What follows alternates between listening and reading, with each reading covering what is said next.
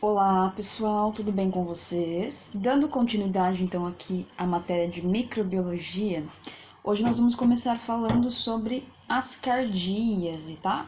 Então é um tipo de parasitose conhecido também como lombriga ou bicha, tá? Popularmente conhecido como lombriga ou bicha. Geralmente, né, a ascardíase, ela é uma parasitose benigna, tá? Que não causa tanto mal assim pro hospedeiro.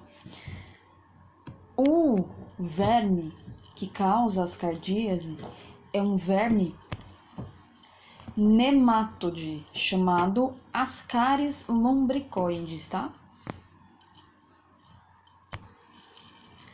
Ah, mas o que é esse verme nemátode, né? Que eu comentei.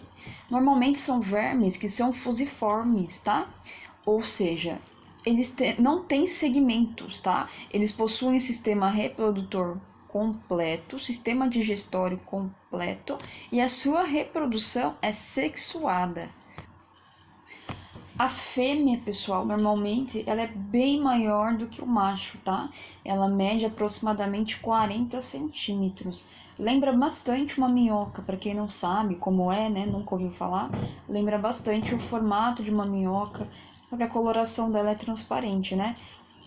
Eu vou conversar com vocês um pouquinho sobre a forma de alimentação dela, aí vocês vão entender porque às vezes ela muda de cor. E os ovinhos que ela bota normalmente são ovos que não dá para enxergar a olho nu, tá? Então, eles são muito pequenos, não é visível. Ah, é diferente de ovinhos que aparentam, né, quando saem nas fezes. Esses ovos não dá para enxergar. E muito ao contrário da crença popular, né? Muitas pessoas falam, pessoas mais antigas, ai, a pessoa levou um susto, ficou traumatizada, ou ficou com vontade de comer alguma coisa e desenvolveu a ascardíase, né? A lombriga. Isso é um mito, tá, pessoal? Não existe. É nada mais do que uma crença popular, tá? E onde que prevalece a presença desse verme, né? Normalmente em regiões tropicais, como o Brasil, tá? Então, no Brasil, de acordo com a Organização Mundial da Saúde, aproximadamente 1,38 bilhões de pessoas já tiveram contato com ascardíase, né? Já tiveram ascardíase na vida. E como que ocorre isso normalmente? Por ingestão de alimentos ou água contaminadas com os ovos, tá? Como os ovinhos não são visíveis a olho nu, fica muito difícil de identificar, né? Então é mais fácil dessa pessoa adquirir a doença.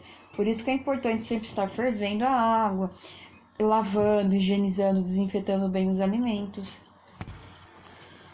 Lembrando que, diferentemente de outras, né, parasitoses, a ascardíase ela tem apenas o ser humano como hospedeiro, ela não se hospeda em outro ser, tá? E é muito comum, pessoal, crianças adquirirem, tá?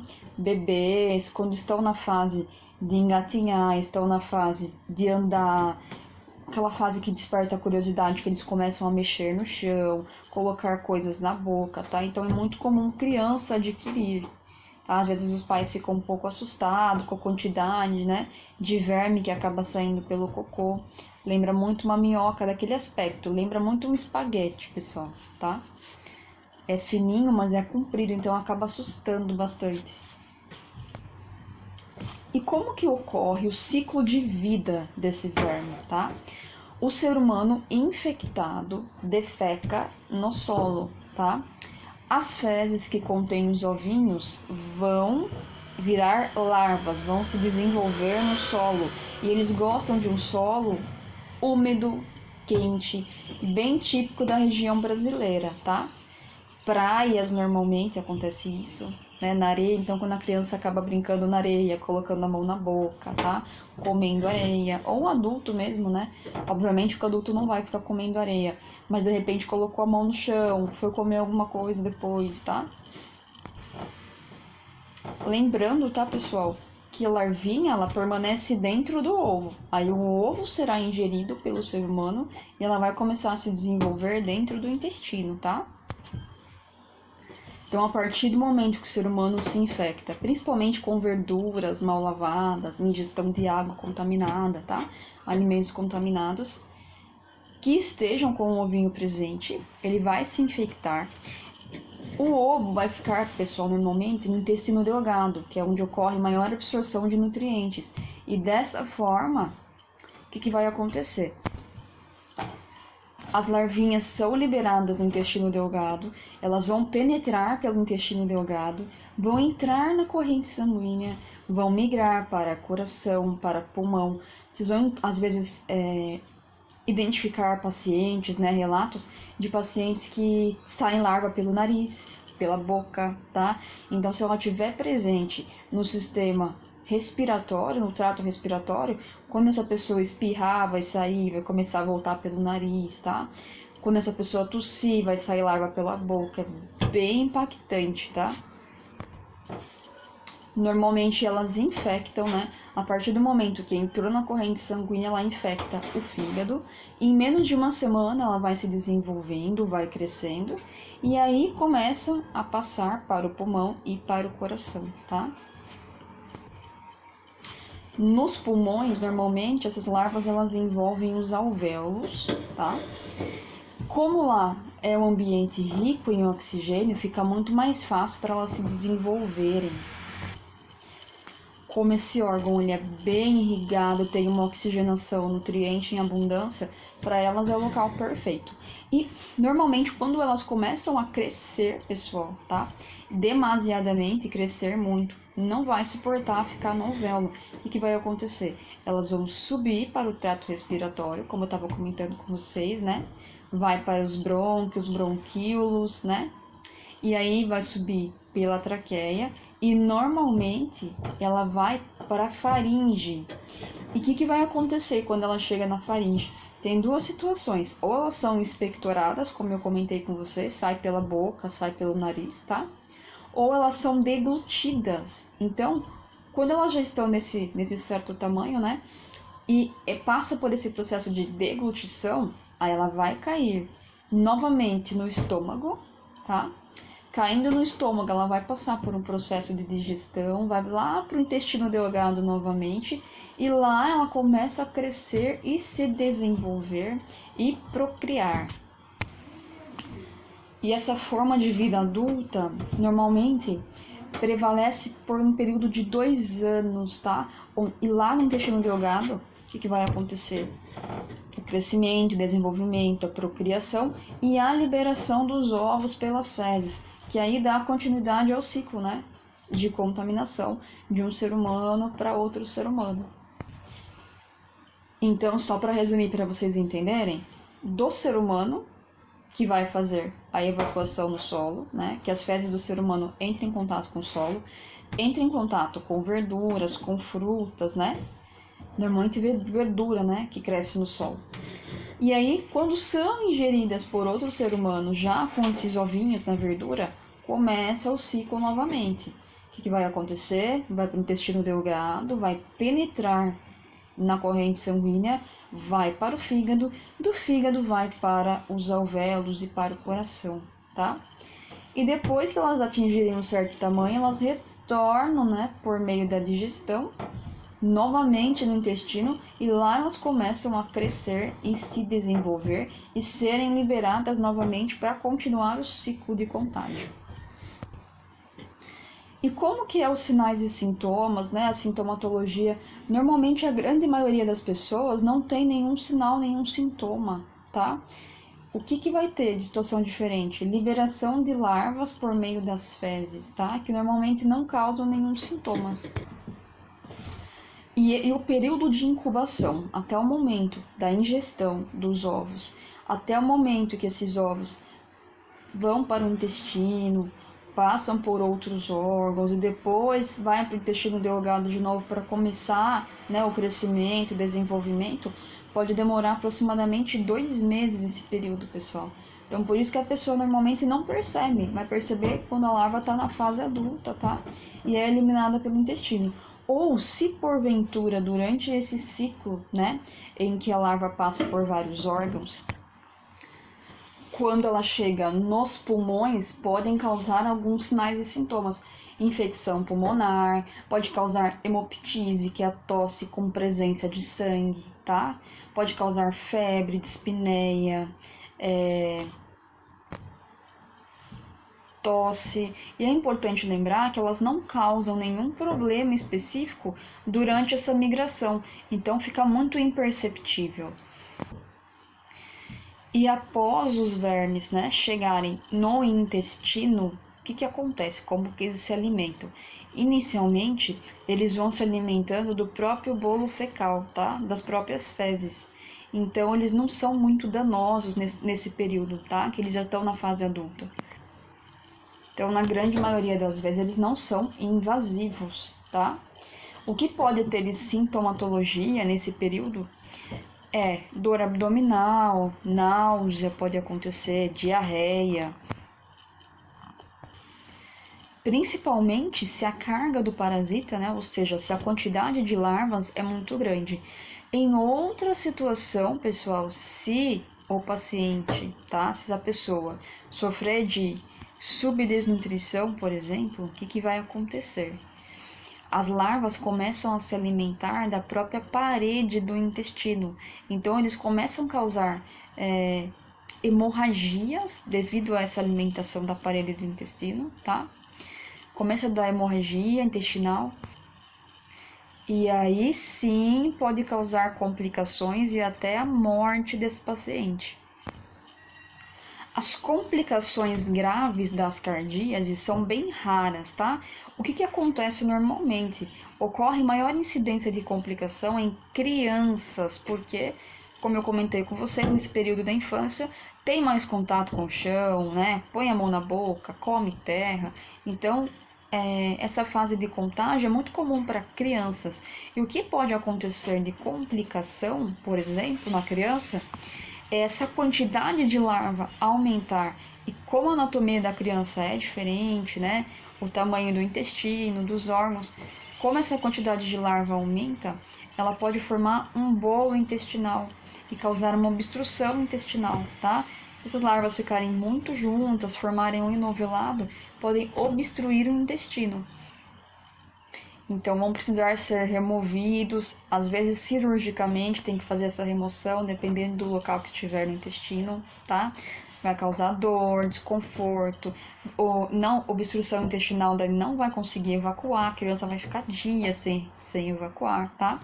Se essas larvas, por exemplo, aumentarem muito a quantidade quando estão lá no aparelho respiratório, tá? O que pode acontecer? Sufocamento, sensação de asfixia, porque interfere na troca gasosa. Quando elas migram para a faringe também, pode causar alguma obstrução, causar sensação de asfixia. Então, na criança é muito mais intenso as complicações, por conta, né, da anatomia da criança, pela quantidade de larvas. A presença dos parasitas também nos ductos biliares, né? Na bile, na vesícula, no pâncreas, pode causar complicações também, como pancreatite, tá? Apendicite, colicistite, que são infecções de bexiga, de vesícula, tá? Pessoal, quando, né, porventura essas larvas migram para os outros órgãos que não são muito comuns, né?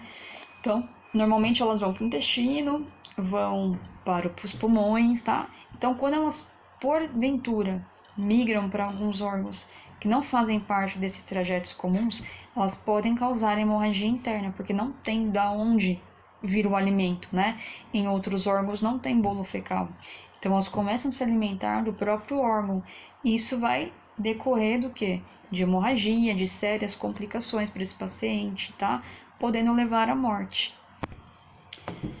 E como que é realizado o diagnóstico? Então, primeiramente, o médico solicita um exame de fezes e vai observar microscopicamente, né, no laboratório de análise, se há presença de ovos, né, nas fezes, através do exame parasitológico de fezes. O teste também pode ser realizado por exames imunológicos, exames de imagem, raio-x, tá? Endoscopias intestinais, endoscopias no sistema gastrointestinal, né, no estômago também, raio-x. Normalmente, quando a pessoa vai fazer um raio-x, uma endoscopia, ela descobre acidentalmente que está com a parasitose, né? Esses que eu comentei com vocês, é muito comum a pessoa ir fazer, né, um raio-x e fazer algum exame de imagem por outro motivo e acabar descobrindo que tem a parasitose. O médico na hora começa a observar as larvas, tá? Os ovos não dão para enxergar nesse momento, mas as larvas aparecem. E existem fármacos, né, medicações que são utilizadas para fazer um tratamento, tá, pessoal? Os medicamentos mais comuns nesse tratamento, então, o mais comum são os azólicos, tá? Por exemplo, o nome da medicação, o mebendazol e albendazol, tá? São as duas medicações mais utilizadas. Se for o caso, né, de uma obstrução intestinal, o que o médico vai orientar normalmente? Realizar uma lavagem intestinal antes de administrar a medicação, né? Porque com o intestino obstruído, eu comentei que acontece obstrução mais em criança, mas pode acontecer em adultos também, tá, pessoal? Então, com o intestino obstruído, não tem como eliminar, né, as larvas pelas fezes. Então, primeiro vai fazer uma lavagem intestinal com a utilização de glicerina ou óleo mineral, tá? De acordo com a prescrição do médico, e depois vai realizar a administração dessas medicações. Lembrando, pessoal, que o tratamento deve ser realizado mesmo, né, após algumas semanas, porque se nesse período ainda, né, estão algumas larvas migrando, então elas não serão atingidas pela medicação.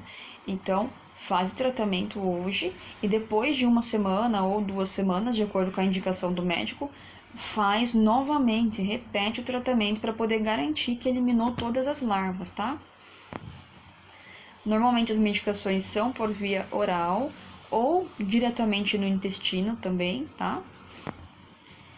E falando um pouquinho sobre a forma de profilaxia, prevenção, a gente já sabe que é medidas de saneamento básico e higiene, lembrando sempre de dar ênfase ao destino das fezes humanas, para onde vai essas fezes, tá? Então, normalmente é que tenha uma rede de esgoto, né? Não seja céu aberto, não seja fossas que não são indicadas, tá? Como, por exemplo, a fossa negra. Então, sempre que utilizar fossa séptica, fossa seca, tá? Tomar todos os cuidados. Sempre higienizar as verduras, legumes que forem consumidos, tá? Desinfetar, higienizar. Higiene pessoal, tá? Higienização das mãos, porque de repente, durante, né, a evacuação, no momento que a pessoa for realizar a higienização, né, com papel, pode ser que ela se contamine também, né? Que permaneça um pouco das fezes contendo ovos na mão dessa pessoa e às vezes não é visível olho nu. Ela vai preparar algum alimento para oferecer para alguém, né? Vai pegar em algum lugar e pode acabar contaminando outra pessoa. Combate também aos insetos como moscas, tá? Que podem veicular os ovos. Então, normalmente, o que acontece? Esses insetos, como a mosca, eles ficam presentes nas fezes, aí eles vão pousar na comida, né, na carne, né, na comida que estiver exposta, na verdura. Então, eles veiculam, tá? Acabam transportando os ovos de um lugar para outro. Então, por isso que tem que tomar cuidado, utilizar inseticidas, não deixar os alimentos expostos, tá? Sempre tratar, né, deve haver um tratamento da água antes do consumo, e tratar as pessoas da família que estão com parasitose, para que não haja essa transmissão dentro da família. Então, pessoal, nesse resuminho que eu faço agora, só para vocês entenderem, bem resumidamente, para ficar legal e fixar na cabeça, o resumo das cardias e das fases do ciclo, tá? Então, na fase primária, que é a primeira fase, ela é ovo. Na fase adulta, ela é Ascaris lumbricoides.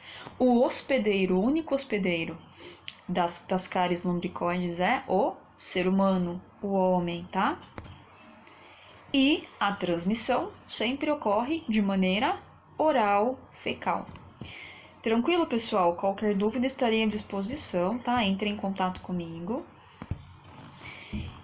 Estarei encaminhando um vídeo para vocês verem como que ocorre essa transmissão, como que são as larvas, tá? Pessoal, por hoje nós ficaremos por aqui. Na próxima aula nós falaremos um pouquinho sobre a esquizostomose, tá? Muito obrigada, gratidão, até a próxima aula.